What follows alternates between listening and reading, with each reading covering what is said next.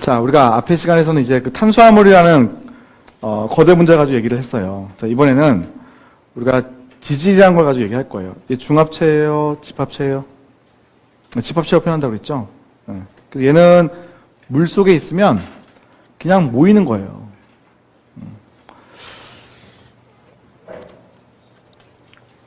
우리가 지방이라고 하는 것이 있는데 지방이라는 것에 단위체가 있을 거예요. 근데 별 의미가 없는 게 단위체에서 끝나니까, 중합체는 되지 않으니까. 근데 그 단위체라고 얘기할 수 있는 것들이 크게 세 가지가 있거든요. 하나가 중성지방,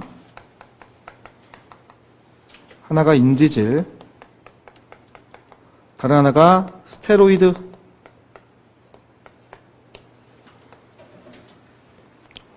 그 밖에도 뭐 왁스라든지 이런 것들도 있습니다만, 일단은 우리가 세 가지만 가지고 거의 얘기를 할 테니까요. 자, 그럼 중성지방 많이 들어봤을 겁니다.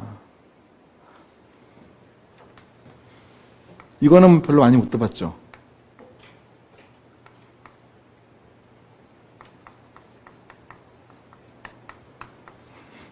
그죠? 트리글리세이드. 네, 중성지방은 트리글리세이드라고 부릅니다. 아이고. 이렇게. 네. 트리글리세이드라고 불리는데 이게 중성지방에 대한 용어예요. 트리아실 글리세롤 이렇게 하는 사람들도 있는데 대개는 트리글리세이드 이렇게 얘기합니다. 그럼 중성지방은 어떤 게 중성지방이에요? 안 먹어야 되는 거 이렇게 우리는 하고 있죠, 그렇죠? 근데 이 중성지방도 우리 체내에서는 당연히 필요한 성분이에요. 에너지원이거든. 또 피부 아래쪽에 피하지방, 기관 보호하는 층 이런 거 다 중성지방이에요. 그래서 중성지방이 높으면 안 좋은 거지만 없으면 안 돼요. 그죠?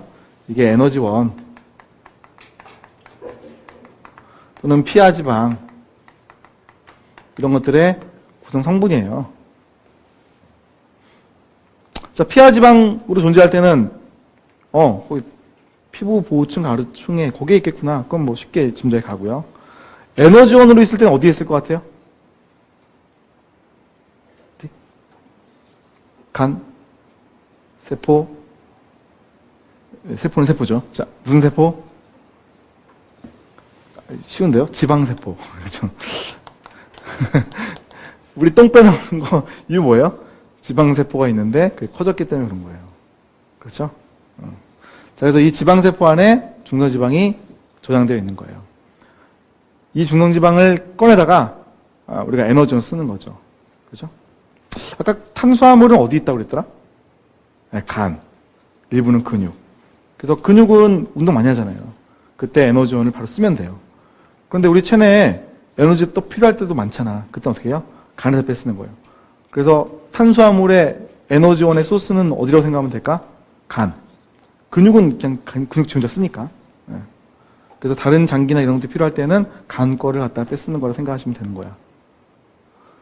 지방은 에너지 쓸 때는 지방세포에 있는 거를 갖다 쓰는 거예요. 제일 많이 모여있는 곳은 복부 쪽이라고 생각하시면 되겠죠, 당장은. 이왕 이야기가 나온 김에 단백질도 에너지원 중에 하나죠. 우리가 3대 영양소 그러면 탄수화물, 지방, 단백질 아닙니까? 그럼 단백질은 어디에 저장이 많이 되어 있을까? 근육. 예, 근육. 그래서 근육에 있는 거를 분해에다가 쓰는 게 단백질의 소스가 되는 거예요, 원천. 아시겠죠? 자, 어쨌든 중성지방이라는 것은 에너지원 소스가 있고요. 피하지방에도 들어갈 수가 있고요. 자, 인지질. 이건 뭘까? 인산이라고 하는 것과 글리세롤과 지방산이 붙어있는 구조가 인지질이에요. 근데 얘가 이제 쓰이는 곳은 어디냐면 막이에요. 세포막 인지질로 이루어져 있죠. 핵막 인지질로 이루어져 있습니다. 소포체막 인지질로 이루어져 있습니다. 다 인지질로 이루어져 있는 겁니다. 세포벽 하면 얘기가 달라집니다. 식물세포벽, 식물세포의 세포벽, 셀룰로스, 균의 세포벽, 키틴 이런 것처럼 그건 전혀 다른 성분이에요. 세포막 바깥쪽에 벽이 있는 거니까. 구조를 나중에 또 볼 겁니다. 자, 스테로이드. 자, 이건 뭘까요? 호르몬. 네, 호르몬. 호르몬이잖아요. 우리가 스테로이드 호르몬 이런 표현을 많이 쓰잖아요. 얘는 말 그대로 호르몬입니다. 아시겠죠? 자, 그래서 우리 구분할 수가 있어요. 얘들은 단위체로 끝나죠. 중성지방에 중합체라는 게 있겠습니까? 없습니다. 중성지방끼리 모여있는 것에 불과하지. 인지질끼리 모여있는 거지 인지질의 중합체라는 건 없습니다. 중합체가 없으니까 다른 명칭이 있을 수도 없죠. 그죠? 스테로이드도 마찬가지. 자, 그럼 이번에는 얘들이 각각 어떻게 생겨먹었는지를 볼 거예요. 자, 오른쪽. 여러분 왼쪽. 자, 지금 앞에 보여주고 있는 것은 요거는 중성지방이에요. 트리글리세이드라는 거죠. 뭐 여기 보면 이제 트리아실글리세롤 이렇게 적기도 했는데 대개는 트리글리세이드라는 표현을 더 많이 씁니다. 자, 보면은 어떤 일이 일어나냐면 이게 글리세롤이라는 분자예요. 글리세롤. 그래서 탄소가 있고요. 이쪽에 이제 OH는 우리가 알코올 그룹이라고 표현합니다. 그래서 OH 히드록실기가 3개가 붙어 있는 모습. 그다음에 이게 지방산이에요. 지방산 보니까 여러분 탄소 많은 것 같아요. 그죠? 그래서 탄화수소로 이루어져 있는 것이 바로 지방산입니다. 자, 지방산 요쪽 끝쪽을 보니까 이쪽에 뭐가 있어요? 카르복실기 그룹이라는 게 있어요. 카르복실기는 COOH 이렇게 있으면 이거를 카르복실기 그룹이라고 표현하거든요. 그래서 카르복실 그룹에서 이 OH기와 이쪽 H가 만나가지고 물이 빠져나가요. 탈수축합이 일어나는 거죠. 그러면 한 번 만나죠, 2번, 3번 만나게 되면 이런 형태가 다 만들어지는 거예요. 그래서 얘를 우리가 중성지방이라고 부르는 거죠. 탈수축합 반응이 일어나? 이거 중합체야? 그건 아니에요. 그죠? 이거는 이 분자를 이룰 때 탈수축합 반응 이런 걸 얘기한 것이지 이런 단위체들끼리 결합하는 걸 얘기한 건 아니잖아요. 오케이? 이해가요? 그래서 이런 단위체를 만드는데 이게 중성지방인데 이 중성을 만들 때 이렇게 탈수축합 반응이 일어나가지고요. 지방산이 글리세롤 분자에 붙어 있다는 거죠. 자, 에스터랩이라는 표현이 나왔는데 에스터랩이라는 것은 탄소, 산소, 또 탄소. 그 다음 그 위에 이중결합을 하고 있는 산소가 있을 때 에스터결합이라고 표현해요. 또는 에스테르결합 이렇게 할 수도 있고요.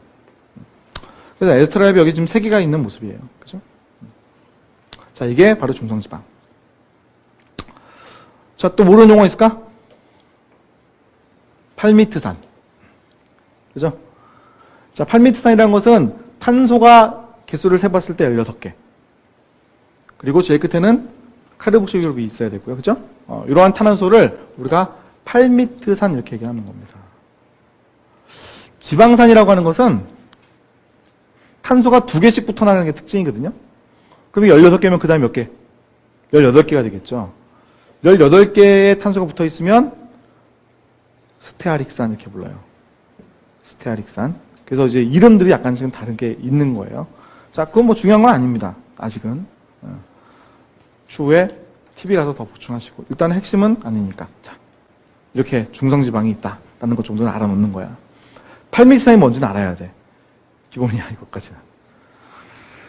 자, 그러면 노란색으로 지금 칠해져 있는 부분과 회색으로 칠해져 있는 부분이 있는데 여러분이 보시기에 어느 게 친수성 같고 어느 게 소수성 같습니까? 이쪽이 지금 친수성 같죠. 그죠? 특히 요 산소라는 게 있으면 전자를 당기는 힘이 가장 큰 분자 중에 하나거든요. 그 전자가 한쪽으로 당겨지니까 이쪽 부분들이 친수성 형질이 상당히 강해지는 거예요. 이 친수성. 이쪽은 이거 소수성 또는 비극성을 표현하죠. 탄소와 수소 간에는 전자를 당기는 힘이 비등해요. 같진 않지만. 그리고 탄소와 탄소는 같은 탄소니까 당연히 탄소를 당기는 힘이 똑같고요. 아니, 전자를 당기는 힘이 똑같고요. 그럼 전자의 분포라는 게 고르게 퍼져 있게 마련이라서 이쪽은 극성 분자가 아니다 이렇게 되는 거예요. 그럼 이 팔미트산이라는 지방산이 여기 많이 들어가 있는 구조이기 때문에 중성지방은 전체적으로 소수성일 수밖에 없습니다. 그러니까 얘들은 무조건 같이 모일 수밖에 없죠. 뭉칩니다. 반면에 자, 이 그림을 보면 이게 인지질이에요. 자, 인지질을 보니까 회색으로 되어 있어요. 이거 친수성 표현했겠죠. 친수성의 머리라고 표현했습니다. 그림 보면은 이 부분 뭐였어요? 글리세롤 부분이었죠? 글리세롤 부분에서 산소가 있다고 그랬잖아요.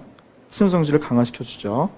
사실 지방산도 COOH가 있는 부분, 그 부분은 산소가 있기 때문에 친수성 부분에 분명히 해당이 되긴 합니다. 그리고 아랫부분에는 탄화수소만 있는 거기 때문에 소수성이죠. 자, 그리고 그 위쪽으로 뭐가 붙었냐면 인이 붙었습니다. 그래서 인지질이에요. 여기까지입니다. 인산염이라고 하는 것이 붙어있는 여기까지가 바로 인지질을 표현한 용어입니다. 인산이라고 하는 것은 생체 내 존재할 때는 인이라는 것에다가 이렇게 팔을 5개를 가지고 있어요. 짝대기가 5개. 산소들로 둘러쳐져 있기 때문에 상당히 뭐예요? 친유성이 커져 있어요. 그죠? 이 부분에서는 탈수 추가 반응이 일어났고요. 이거 누가 카페에 질문을 했던데. 여기에 이제 OH가 있고 이쪽에는 OH가 있었죠. 글리세롤이니까. 그들 사이에서 이제 탈수 추가 반응이 일어나면서 이렇게 결합이 이제 발생하게 돼요. 그렇죠? 뭐라 부를까? 탄소, 산소, 이중결합의 산소. 아까 이런 거 에스테르 결합이라고 하지 않았어요? 근데 그거는 여기에 탄소 있었죠. 인이 아니라. 그래서 이거를 우리가 인산 에스테르 결합 이렇게 표현합니다. 여기 보세요. 여기 보시면 탄소, 산소, 탄소, 이중결합. 요거 에스테르 결합. 요거는 대신에 인이 들어갔죠. 탄소가 없죠. 그러니까 에스테르 결합이라는데 인이 들어가 있으니까 인산 에스테르 결합 이렇게 표현합니다. 중요한 건 아니에요.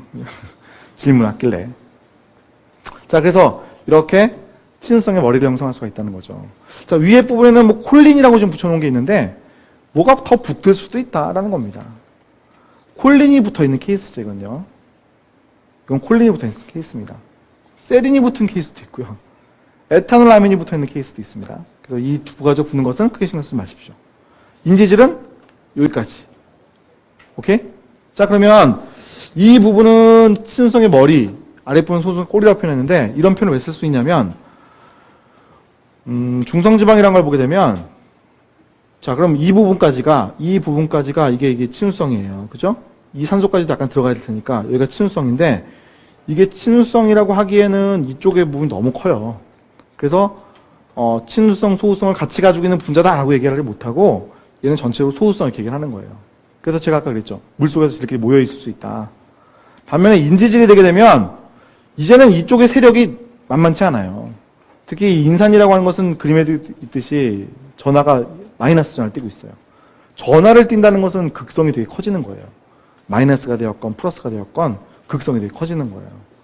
그럼 이거는 뭐예요? 친유성이 상당히 강해지죠. 그렇죠?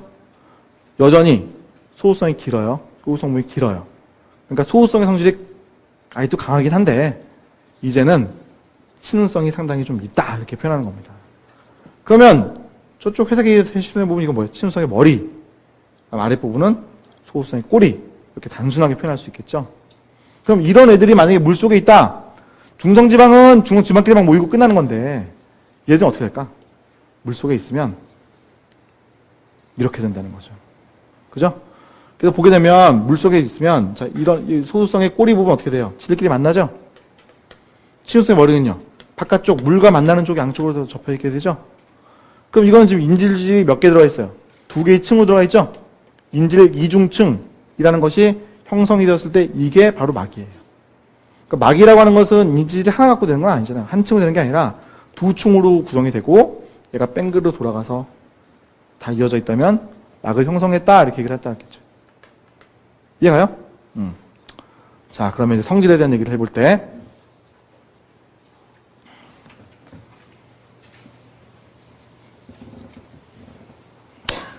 자, 분자들을 약간 분류를 하고 우리가 모양새를 봤는데 그 모양에 따른 특성이 생기는 거예요. 자, 물속에 중성지방을 넣으면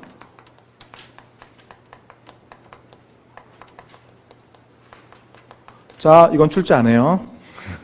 하지만 우리는 알아요. 어떻게 돼요? 자기들끼리 뭉친다.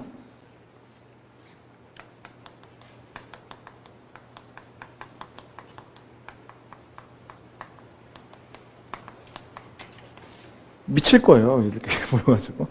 다 소수성인데, 찌개들 뭉쳤는데, 물과 만나려니까 막, 나 이거 어떻게 하지 하고 막 이런 상황이겠죠. 그죠? 자, 인지질을 넣으면, 어떻게 된다? 인질 이중층이 형성되면서 막을 형성한다. 이 막이라고 하는 것은 인지질 이중층.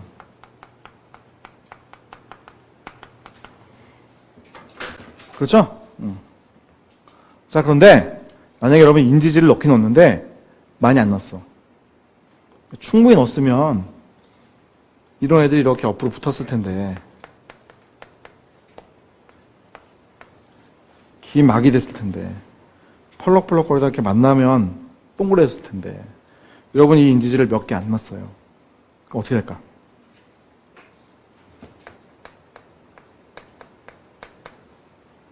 옆에 더 붙어지지 못해. 이렇게. 아시겠죠? 약간 삐뚤어지면서 가운데 부분에 인지질인 부분이 모이려고 할 거예요. 바깥쪽으로 이렇게 둘러쳐서 친수성 부분이 바깥쪽 향하려고 할 거고요. 이런 구조가 만들 수 있다는 거죠. 인지질 적게 넣으면. 그런 구조를 우리 뭐라고 부른다? 미셸 구조라고 부릅니다.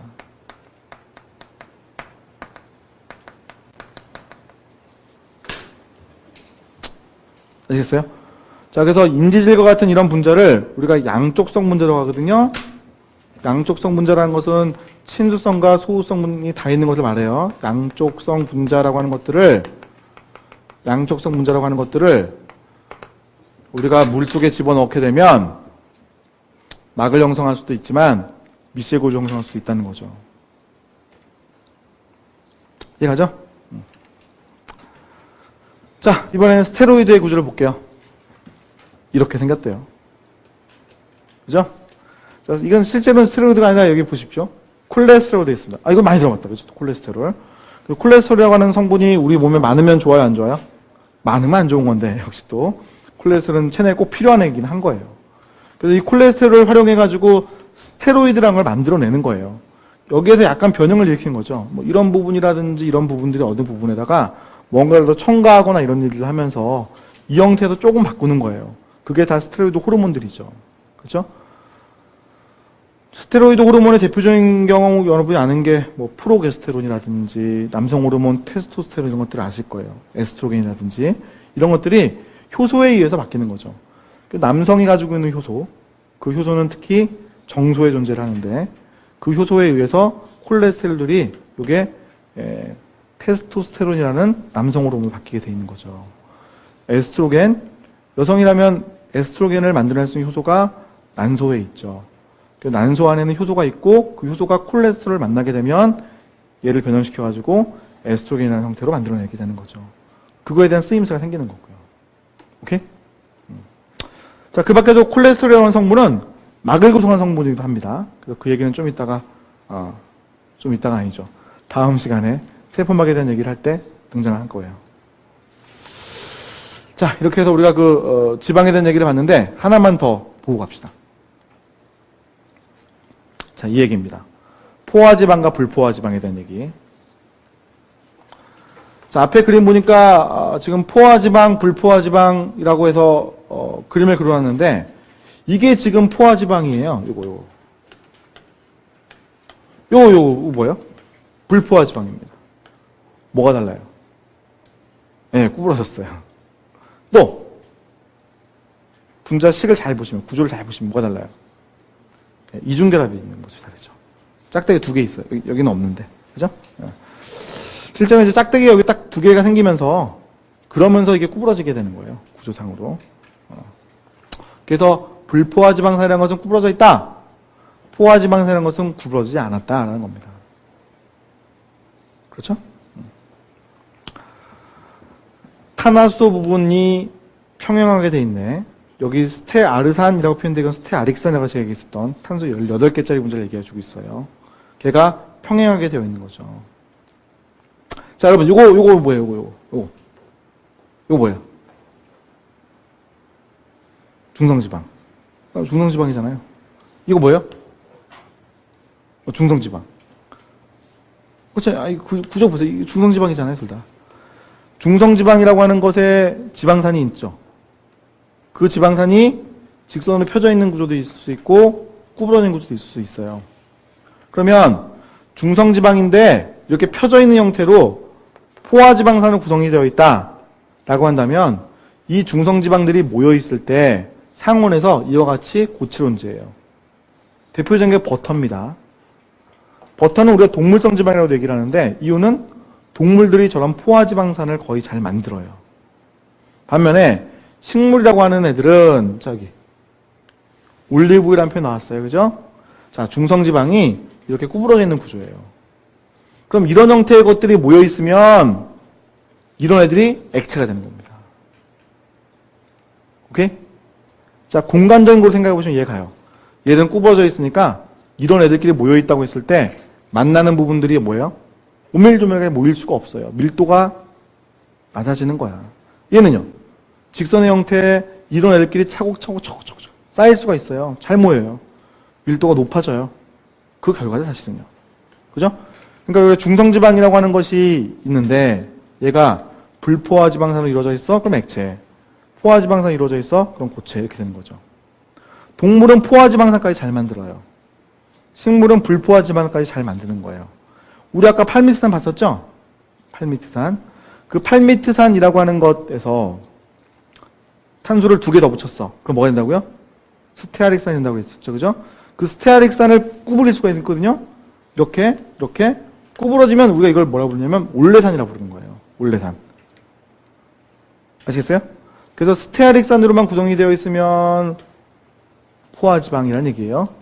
이런 애들은 상온에서 어떻게 된다? 고체. 근데 스테아릭산에다가 이중결합을 만들어버려요. 그럼 어떻게 돼요?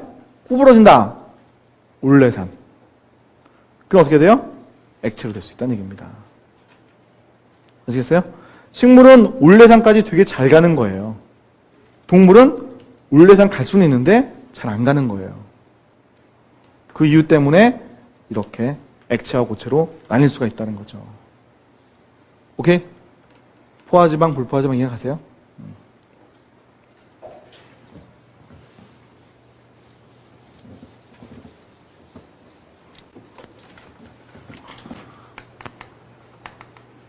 자, 포화지방. 탄화수소가 직선 형태죠? 지방산이 직선의 형태. 세상 형태. 그러다 보니까 중성지방인 경우에는 상온에서 고체, 대표적인 예, 버터. 아시겠어요? 이해가죠? 동물성 지방.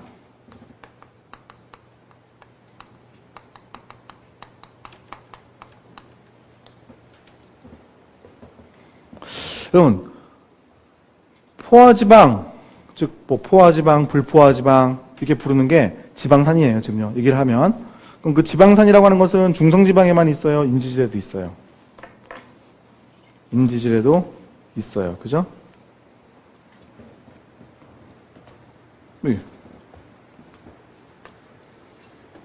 인지질에도 있죠. 이건 뭐예요? 포화지방. 이건 구부러졌다. 불포화지방. 그렇죠? 그럼 얘는 어떻게 될까? 막이 고체로 존재한다, 액체로 존재한다 말이 돼요? 안 되잖아. 그러면 얘가 불포화지방이라는 것이 있을 수도 있고, 자, 이렇게 있는데, 이렇게 포화지방이라는 것도 있을 수 있고, 이렇게 불포화지방이라는 것도 있을 수 있다. 이런 얘기지 않습니까? 그죠? 자, 이런 막에서는 얘들의 함량을 가지고 이제 따져요. 그래서 이게, 여러분, 항상 그 현상을 볼 때, 하나 현상으로만 초점 맞추면 안 돼요. 응? 사실 생물 잘하는 사람 어떤 사람이냐면, 그냥 제가 주는 대로 그냥 먹는 사람이에요. 아, 여기서 이렇게 했지? 이건 이거.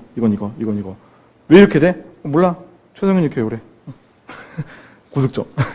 아시겠어요? 오히려 막, 왜 그러지? 백과사전을 찾아봐야겠는데? 막, 자꾸요, 네? 막, 심취해가지고, 나중에 시험장에 갔는데, 다 맞는 얘기네? 이렇게 되는 거예요. 포인트가 있는 거거든요. 똑같은 포화지방, 불포화지방 얘기합니다만, 중성지방에서는 액체 고체를 가지고 얘기하고 있잖아요. 우리 실생활에도 그렇게 쓰이는 거니까. 버터라는 것은 운반하기 쉽다. 그죠? 그걸 이용해가지고 뭐 우리가 여러 가지 식재료로 쓰지 않습니까? 올리브유, 고체. 운반은 어렵지만, 이 기름기 있는 요거, 액체를 이용해가지고 우리가 여러 가지로 식재료를 쓰지 않습니까? 식용유도 마찬가지고요. 그죠? 그렇기 때문에 거기 초점이 있는 겁니다. 마가린 같은 것도 있죠. 식물성 기름인데 우리가 수소를 첨가해가지고 만드는 형태도 있으니까. 그건 좀 이따 보고요. 자, 이거에 있어서의 포인트는 뭐냐면, 인지질이라고 하는 것도 지방산이 있어요. 포화지방, 불포화는 있을 수 있다는 거지. 근데 여기선 포인트가 액체, 고체가 아니에요. 그렇게 존재할 수도 없어요. 얘들은 촘촘하게 다 막에 있는 거니까. 어쨌든 고체야. 자, 근데 여기서 뭐 어떻게 되냐면, 인지질 분자의 유동성 가지고 얘기하는 거예요. 자, 막이 있으면, 이 인지질 분자라는 것은 서로 자리를 바꿀 수가 있어요. 이렇게. 자리를 바꾼 다음에 옆에 거랑 자리를 바꾸면 어떻게 돼요? 움직여 다니죠.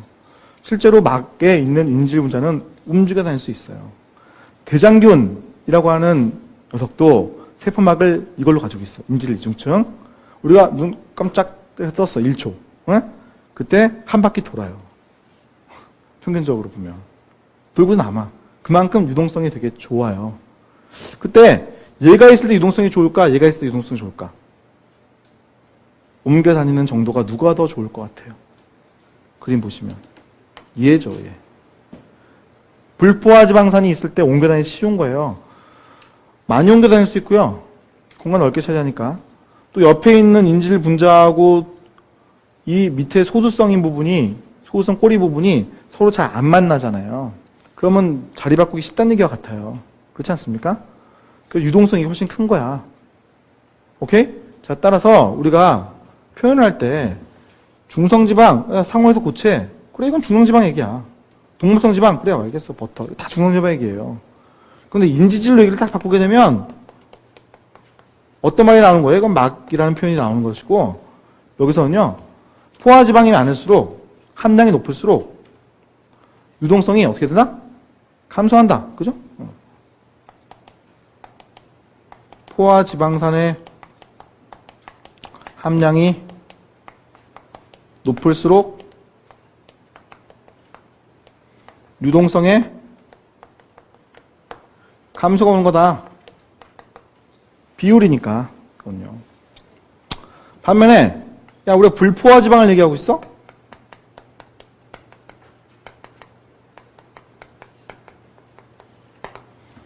그럼 불포화 지방을 얘기하고 있으면, 이건 뭐예요? 지방산의 형태가 구부러진 형태죠?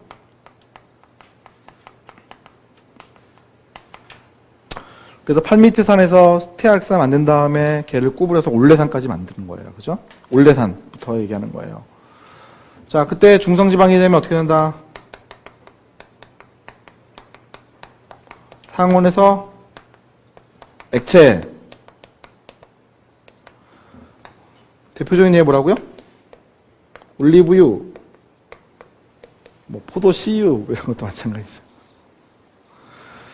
자, 그 다음에 뭐예요? 식물성 지방. 식물은 이 형태를 잘 만드니까. 자, 인지질로 얘기하면, 막으로 얘기하면 어떻게 되는 거야? 불포화 지방산의 함량이 높을수록 유동성은 증가한다.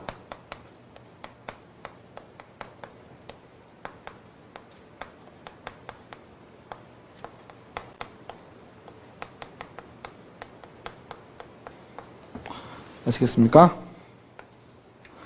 어떻게 구분하려고 하는지 좀 잘 봐야 돼요. 자, 그래서 우리가 포화지방일 때, 불포화지방일 때 어떻게 구분하는지. 자, 이번엔 약간 다른 얘기를 뭐 교재에 있으니까 해드리면, 자, 불포화지방과 포화지방은 변형이 또 가능해요. 특히 우리가 불포화지방산에다가 수소를 첨가해가지고요 포화지방을 만드는 일을 하거든요.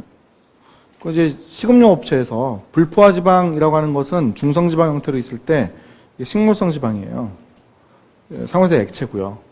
근데 이 기름은 좋다고 많이들 알려져 있죠. 왜냐하면 서로 굳질 않으니까 우리가 이렇게 들이킨다 하더라도 혈관에서 얘들이 어떻게 돼요? 뭉쳐가지고 있을 일은 없잖아요.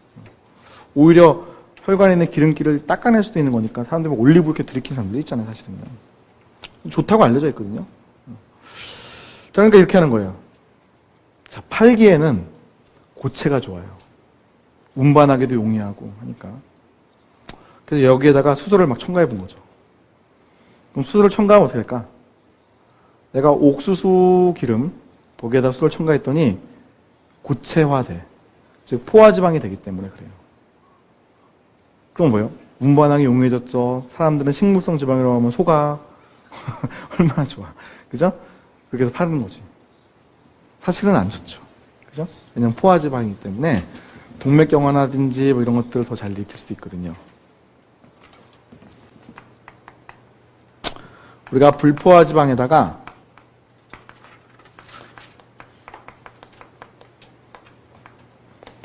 수소를 첨가하잖아요. 그러면 얘가 포화지방이 되는 거예요. 그렇게 해서 만드는 것이 마가린, 이런 것들, 땅콩크림, 오케이? 이해하시죠? 수소를 첨가하면 됩니다. 가열을 해도 저렇게 될 수도 있는데, 가열하면 기름이 타니까 까매지니까 그렇게는 안 하고 대개는 수소를 첨가합니다. 그럼 기름의 색이 하얀색을 유지하면서 변형이 일어나거든요. 자, 그런데 이 마가린이 상당히 안 좋다 이런 얘기를 많이 하는데 그 이유는 포화지방도 만들어지지만 일부는 트랜스지방이 만들어지기 때문에 그래요. 자, 이게 이제 무슨 말인고 하니, 자, 불포화지방이라고 하는 것은 이렇게 이중결합이 생기면서 구부러져 있는 구조를 가지는 게 이게 불포화지방이지 않습니까? 그래서 이 지역에 이제 수소가 첨가되면 이게 포화지방으로 바뀌는 거예요. 이렇게 다시. 그죠? 이거는 포화지방 형태잖아요. 근데 이건 뭐냐면 여기 수소가 첨가되었는데 이런 형태로 되는 게 트랜스지방이에요. 구조를 보면 얘를 봤을 때 이렇게 이중결합면을 중심으로 이 나머지 붙어있는 그룹들 이게 한쪽으로 다 쏠려 있어요. 얘는 이중결합면을 중심으로 보면 반대편으로 있기 때문에 이걸 우리가 트랜스라고 그러거든요. 그래서 플레임을 적어보면 얘는 cis unsaturated fat, 즉 cis 불포화지방이고 얘는 트랜스, 그 다음에 unsaturated fat, 즉 불포화지방이에요. 근데 이거 너무 전문 용어라서 사람들이 이해를 못하니까 다 불포화지방, 트랜스지방 이렇게 부르게 되는 거예요. 그러면 형태를 봤을 때 얘는 뭐와 같아요? 포화지방과 같이 직선의 형태잖아요. 그러니까 역시 고체를 만드는 데 기여를 할 수가 있거든요. 더 안 좋은 것은 이중결합이 있고 막 하기 때문에 어떤 반응성이 좀 있어요. 그러다 보니까 뭐 동맥경화라든지 이런 것들을 더 잘 유발한다. 이렇게 우리 알려져 있죠. 그죠? 자, 그래서 마가린이 좀 더 안 좋다. 차라리 버터 먹어라. 하는 이유가 다 있는 겁니다. 버터 먹으면 이런 거밖에 없는 건데. 어떻게 보면. 마가린 먹으면 이런 것도 있을 수 있는 거니까 문제가 될 수 있다. 그래서 식품을 팔 때 이게 있는지를 갖다가 보고해라. 해가지고 퍼센트를 표현해라. 이렇게 하고 있는 거죠. 그렇죠? 아시겠어요? 자, 그래서 우리가 포화지방, 불포화지방산에 대한 얘기를 할 때 어떤 식으로 이거를 풀어나갈지를 좀 알아야 되거든요. 여기서 크게 벗어나지도 않아요. 뭐 심화과정 간다고 해서 뭐 더 크게 뭐 어려운 것도 아니거든요. 분자에 대한 내용은 이 정도의 내용으로 우리가 다 공부를 하는 거니까. 오케이?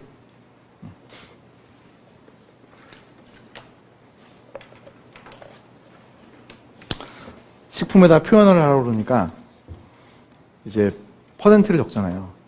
트랜스지방 0%. 예? 근데 이게 사실 이래야 되지 않아요, 여러분? 그 전체 그 식품에서 지방이 차지하고 있는 함량이 있을 거 아니에요. 그 지방이 차지하고 있는 함량은 뭐 예를 들어서 1% 이렇게 돼 있단 말이에요. 그럼 그 1%라고 하는 것에 얘가 들어가 있다면, 그죠? 다시 전체 지방을 100%로 잡아가지고 1%에 100%에서 얘가 몇 프로 이렇게 표현해야 될 텐데 얘는 1% 해놓고 얘는 이래서 0.1%면 넌 왜? 싹 0.01%는 따지지 않는다. 뭐 이렇게. 그렇게 하는 거죠. 그죠? 그래서 하여튼 뭔가 변형시켰다는 건 좋은 건 아니에요. 우리가 잘 모르는 식으로 약간 속이는 거지. 그죠? 전혀 없다는 거는 불가능한 거니까. 자, 그럼 이렇게 해서 우리가 지방에 대한 얘기까지 좀 봤습니다. 마지막 얘기는 출제 안 되는 파트니까 뭐 신경 쓰지 마시고. 저도 올리브로 튀긴 그 통닭 되게 좋아하거든요. 죽지는 않을 것 같아요. 좀 몇 개 먹었다고 해서. 뭐 매일 아침, 저녁으로 먹지는 않으니까요. 자, 이번에는 이제 단백질 파트에 대한 얘기를 해보도록 하겠습니다.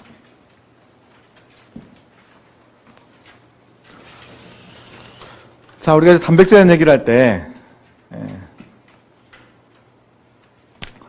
자, 단백질에 대해서는 구조에 대한 얘기를 이제 하거든요. 구조.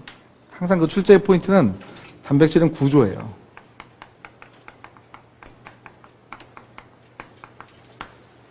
이게 어떻게 됐을까? 또 하나는 아미노산의 성질. 단백질의 구조와 아미노 성질 두 가지를 가지고 거의 출제합니다. 자, 앞에 보셨던 탄수화물과 지방은 죄송하지만 나온 적이 없어요. 앞으로 나올 가능성이 높진 않아요. 알고는 있어야 돼요. 뭐 지문에 하나 들어갈 수도 있을지 모르니까. 그런데 실제는 이쪽 단백질 핵산에서 다 나왔어요. 지금까지도 그렇고 앞으로도 아마 그럴 가능성이 높고. 그때 나오면은 항상 이거 물어보고 있죠. 단백질 구조 어떻게 되고 있어? 예? 아미노 성질이 뭐야? 자, 앞에 있는 이 그림은 아미노산의 형태들을 보여주고 있습니다. 몇 개 있어요? 20개 있습니다. 20개. 세보시면. 자, 그래서 20개 있을 때, 그림을 잘 보시면, 여기 이제, 이렇게 색칠 까맣게 되어 있는 부분 보이시죠? 아까는. 예. 이 부분에 있는 걸 가만히 보게 되면, 가운데 여기 탄소가 하나 있어요. 알파탄소라고 부릅니다. 그 옆에는 카르복실기 그룹이 있고요. 반대편에는 아미노 그룹이라는 게 있습니다.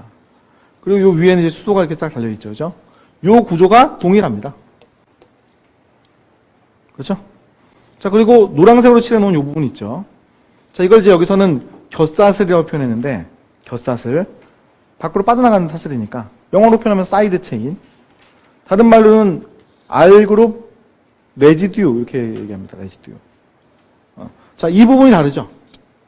그죠? 그래서 20개의 아미노산을 구성한다는 것은 바로 저 곁사슬이라는 게 다르다. 자, 저 곁사슬의 성질에 따라서 지금 네 분류를 해놓았습니다.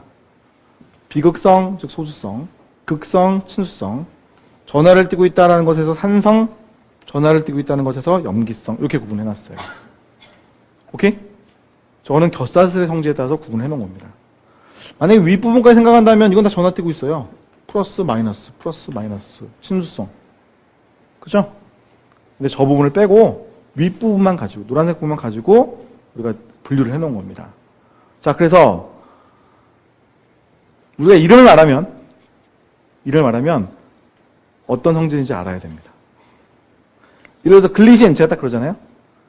그러면 글리신이 무슨 성 아미노산이다. R그룹이 즉 어떻다라는 성질을 알아야 됩니다. 글리신, 비극성입니다. 얘기하는 거죠. 또 놀라운 것은 자, 글리신에서 앞글자를 따면, 영어 표현에서 앞글자 따면 GLY라고 세 글자 적게 되어 있는데 그것까지 알아야 됩니다. 그래서 GLY 적혀 있으면 글리신 이거 비극성 아미노산. 이렇게 외워야 돼요. 자, 쉬운 것부터 할게요. 글루탐산.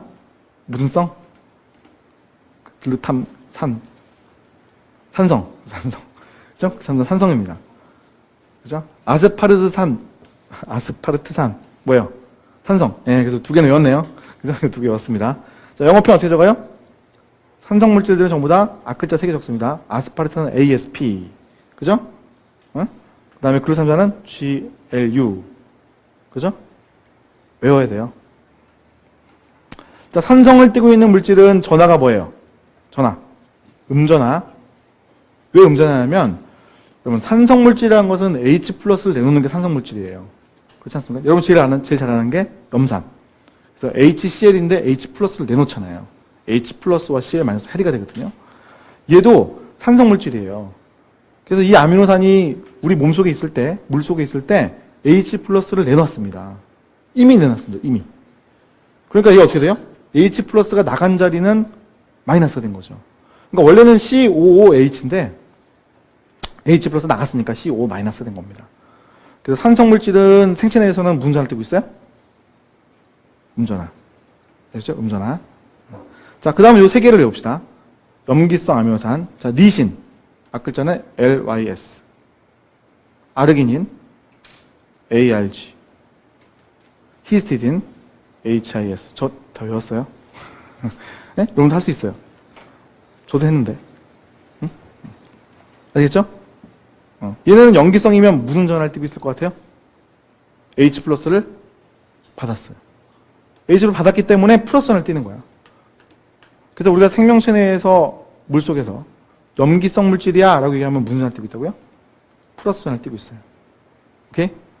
자, 그 다음 요 가운데 것들 이제 외웁시다. 가운데 것들. 자, 첫 번째 세린이라고 되어 있는데 세린이라는 걸 감에 보면 뭐가 있어요? OH 그룹 있죠? 여기 보면 트레오닌 뭐 있어요? OH 그룹 있죠? 시스테인 요거 제끼세요. 요거 X 요거는 요 위로 빼세요. 위로. 시스테인은 위로. 그 다음에 티로신 역시 OH 그룹 있죠? 그 다음에 아스파라긴 O 산소 있죠? 그 다음에 글루타민 O 있죠? 그죠? 그래서 요 산소를 가지고 있는 것들이 공통적으로 극성이에요. 아까 우리 글루탐산, 아스파르트산 외웠잖아. 그거 친구예요. 글루타민, 아스파라긴. 그렇죠? 얘는 산자가 안 붙어서 산성은 아니에요. 친수성. 요 두 개는 그래도 친구니까 여기 쉬워요. 그죠? 자, 그 다음에 요 세 개인데, 자, 티로신, 트레오닌, 세린이라는 요 세 개인데, 얘네는 당장 외우기는 솔직히 힘들어요. 근데 우리 공부를 하다 보면 저 세 개의 아미노산에 뭐 인상기가 붙네, 뭐 이런 얘기들을 막 하게 될 거예요. 그러면서 저 세 개를 외우게 될 거예요. 일단은 지금 당장은 안 외워질 텐데, 일단은 좀 묶어놓읍시다. 그래서 티로신, 세린, 트레오닌 이 세 가지가 극성이다. 저기에 뭔가 인상기가 붙는 얘기가 나중에 나올 겁니다. 그래서 뭐 티로신 인산화도 수용체가 있는데 거기에 뭐 자극을 가하게 되면 티로신에 인상기가 붙어요. 뭐 하면서 제가 많이 얘기를 할 겁니다. 세린과 트레오닌이 있을 수도 있고 거기에 인상기가 붙을 수도 있습니다. 이런 얘기도 앞으로 많이 하게 될 겁니다. 그래서 외우는 거는 아주 크게 어렵진 않아요. 사실은 하다 보면 계속 반복해 들으니까. 응? 앞글자들은 따면 되는데 요 뒤에 두 개는 좀 주의하십시오. 아스파라긴이라고 하는 것은 아스파라긴이니까 ASP를 쓸 것 같거든요. 근데 요거는 뭐예요? ASN. 요거는요. 글루타민도 글루니까 GLU 쓸 것 같지만 GLN 쓰는 거예요. 왜냐면 얘랑 헷갈리면 안 되니까. 그래서 앞글자 세 개를 그대로 적는 것들은 산성, 뒤에 N자 적는 것들은 극성. 오케이? 오케이? 네. 나머지는 다 뭐? 비극성. 네? 나머지는 다 비극성 하시면 됩니다. 자, 근데 얘 CS 이거 잘못 적혀 있는 건가? 이 유명한 캠벨 교수의. 네. 사실 논란이 좀 있습니다. 얘를 여기에 넣자, 여기에 넣자 논란이 있어요. 요 황이 끝에 달려 있는데, 요게 친수성, 극성의 성질을 그다지 크게 부여하지 못하고요. 요게 중간에 보면 CH2라는 문자가 있잖아요. 탄환소의 역할도 할 수 있기 때문에 이게 극성일까 비극성일까 그 정도에 있습니다. 그 경지 다 그 사이에 있어요. 그러다 보니까 얘를 어떤 교재는 여기에 넣기도 하고 어떤 건 여기에 넣기도 합니다. 우리 시험은 출제 안 합니다. 그런데 우리가 외울 때에는 여기다 넣으면 점점 몇 개 많아지는 거니까 위로 빼버리자는 얘기입니다. 나머지 다 비극성 하는 게 편하니까. 비슷한 게 더 있어요. 글리신. 글리신은 H 하나밖에 없잖아요. 그러니까 이거를 친수성이라고 할 수도 없고 소수성이라고 할 수도 없습니다. 극성, 비극성 애매한 거죠. 얘도 그래서 사실은 어떤 교재는 친수성에 넣는 사람도 있고 어떤 교재는 소수성에 넣는 사람도 있고 왔다 갔다 합니다. 아시겠죠? 그러니까 쟤도 사실은 언급 안 합니다. 시험 문제에서. 그럼 나머지 것들이 나오는 거죠. 나머지 것들이 나올 수가 있습니다만 우리가 암기할 때는 좀 다섯 번만 헷갈리니까 다 위로 빼버리자는 거지. 이해가요? 자, 그럼 이제 이러한 아미노산이라고 하는 것들끼리 결합을 이제 하겠죠? 그죠? 탈수 축합. 그럼 뭐가 만든다고 그랬어요? 단백질인 폴리펩티드. 폴리펩티드 또는 단백질. 자, 결합하는 그림이 여기에 나와 있네요. 자, 그림을 보게 되면, 자, 이게 지금 젖사슬이잖아요. 이런 부분들은 지금 가만히 있는데요. 여기 보시면은, 아랫부분에 있었던 그 부분들끼리 결합하고 있죠? 그죠? 실제로 그렇더라. 뭐, 그림 보니까 이래요. COOH의 OH기하고 NH, 이게 2라고 되어 있네요, 이건요. NH2에서의 H. 둘이 만나죠? 빠져나간다. 탈축합. 그래서 전혀 다른 단위체들끼리 결합을 하잖아요. 그죠? 그럼 이런 것을 뭐라고 부른다? 폴리페티드. 이렇게 얘기한다는 거죠. 폴리페티드. 그럼 폴리페티드라는 것은 여러 개가 결합해가지고 평균적으로 한 300개 가까이 붙는 게 일반적이에요. 단백질이라면. 자, 그럼 얘들이 붙었어. 자, 이제 그 다음 어떻게 될까? 자, 이제 구조를 만든다는 거죠. 자, 그래서 우리가 지금 여기 잠깐 다시 와보시면 우리가 이건요 표를 외우면 돼요. 그죠? 표를 외우면 돼요. 앞에 있는 그림이 잘 나와 있어요. 구조를 다 외우실 필요는 없어요. 구조를 그리라라고 하는 시험은 아니니까.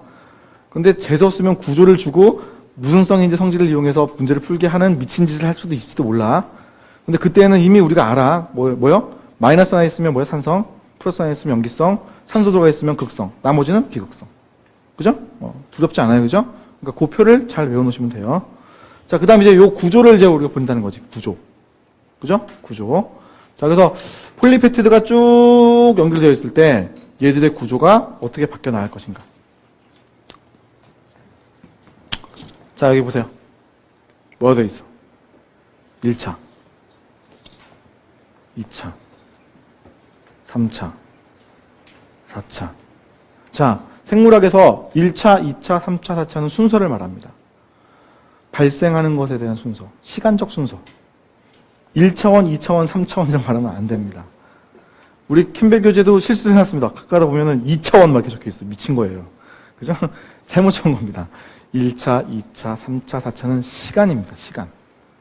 자, 따라서 지금 그림에 보시면 자, 이게 1차 구조라고 그랬어요. 1차 구조라는 것은 아미노산들이 옆으로 쭉 붙은 거야.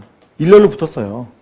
첫 번째 이런 구조가 나타날 수밖에 없잖아요. 옆으로 쭉 붙어 있는 구조. 첫 번째 구조구나. 1차 구조. 그럼 이게 1차로 이렇게 쭉 연결되어 있으면 그죠? 여기가 지금 N말단이라고 하는 아미노 말단이 있고 이쪽에 카르복실 말단이 있는 모습이에요. 다시 앞에 그림 잠깐 볼게요. 연결 되다 보면 제일 앞에 뭐가 있어요? NH2 아미노 말단이 있는 것이고 연결 되다 보면 제일 끝에는 항상 COOH 카르복실 말단이 있는 거예요.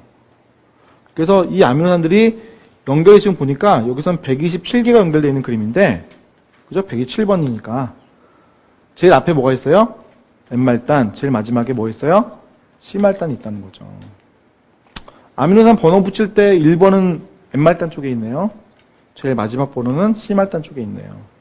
실제로 합성할 때에도 그렇게 합성이 돼요. 순서대로 붙인 거예요. 그럼 얘가 이제 시간이 지나면 2차 구조를 만든다는 거예요. 여기 보시면은 알파 나선이라는 표현이 나와 있을 거예요. 알파 나선. 나선은 이렇게 또 만 거죠. 그래서 얘를 갖다가 부분적으로 이 부분에서 이렇게 말겠다. 여기에서 또 말겠다. 여기서 말겠다. 얘 다음에 나타나는 구조가 2차 구조죠. 아래는 베타 병풍이라고 되어 있어요. 베타 병풍이라고 하는 것은 이렇게 접힌 거예요. 그래서 예를 들어 뭐 이 부분을 나는 접겠다. 이런 거죠. 그렇죠? 그게 바로 2차 구조. 그럼 그 2차 구조를 만든 다음에 섞어요. 그게 뭐예요? 3차 구조. 그림 잘 보세요. 여기 뭐가 들어가 있어요? 알파 나선 구조가 들어가 있죠. 여기 뭐가 들어가 있는 것 같아요? 베타 병풍 구조가 들어가 있죠. 그래서 그러한 부분적으로 꼬여져 있는 알파 나선 구조와 베타 병풍 구조가 서로 엉키게 된 거죠. 그래서 뭘 했어요? 최종적인 어떤 형태를 만들어낸 거예요. 그죠? 그게 바로 3차 구조죠. 자, 그 다음에 3차 구조를 만든 애들끼리 또 뭉쳐요. 자, 그림 잘 보시면 이런 애하고 만났어요. 저 뒤에는 파란색을 표현해서 그런데 이런 구조가 또 하나 저 뒤에 있나 봐요. 여기도 저 뒤에 또 하나 있는 거고요. 파란색으로 표현했어요. 그래서 그림을요. 그래서 4개가 붙어 있는 그림이에요. 그죠? 이런 거를 우리가 4차 구조라고 얘기한다는 거죠. 네 번째로 나타나는 구조라는 거지. 이해가요? 자, 그러면 정리를 잠깐 해볼게요. 단백질에 대한 구조를 얘기할 거예요. 구조는 시간의 흐름에 따라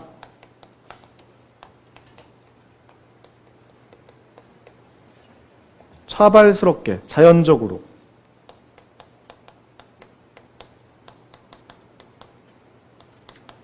형성이 되는 것을 말하는 거예요. 즉, 아미노산들을 일렬로 쭉 붙이잖아요? 1차 구조로. 그럼, 야, 물속에 놔두고 시간 기다려. 하면 뭐예요? 꼬여가지고 3차 구조 만들어낸다는 거예요. 덜어는 4차 구조 갈 수도 있다는 얘기입니다. 오케이? 아미노산의 서열이 똑같잖아요? 1번부터 127번까지 아미노산 서열이 첫 번째 메티오닌, 두 번째 뭐 알라닌 하면서 똑같아요. 이것도 다른 것도 똑같습니다. 그러면 1차, 2차, 3차 구조를 만들면서 모양새가 똑같이 만들어져요. 오케이? 적혈구라는 것 아시죠? 적혈구 안에는 헤모글로빈 단백질이 있어요. 걔가 산소를 운반해. 몇 개 들어있을까? 2억 5천만 개 있어요. 네? 다 똑같아요. 아시겠어요? 다 똑같단 말이에요. 적혈구는 1마이크로리터 10의 마이너스 6승리터예요. 거기에 500만 개가 들어있어요. 정상이라면. 거기에 헤모글로빈 자 다 똑같아요. 얼마나 이게 대단한 일입니까? 그렇죠? 그런 일이 실제로 일어나고 있다는 거죠. 자, 그럼 이제 이런 자발적 형성이 될 때 어떻게 되는 거냐는 거죠. 1차 구조. 이거 얘기할 거 있어요? 아미노산 일렬로 붙어 있는데? 얘기할 거 없죠, 이건요? 두 번째, 2차 구조. 자, 2차 구조는 좀 얘기할 게 있다. 알파 나선 구조와 베타 병풍 구조를 만드는 것이다.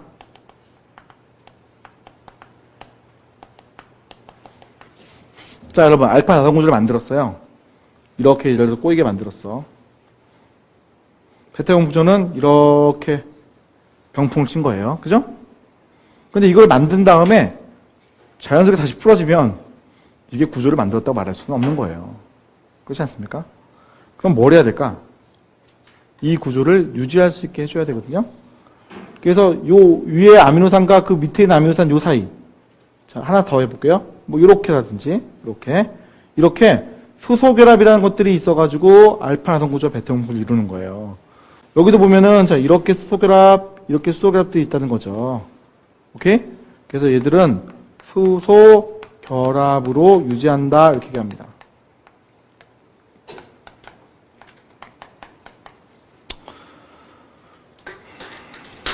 다시 한번 그림 볼까? 일로 와보세요.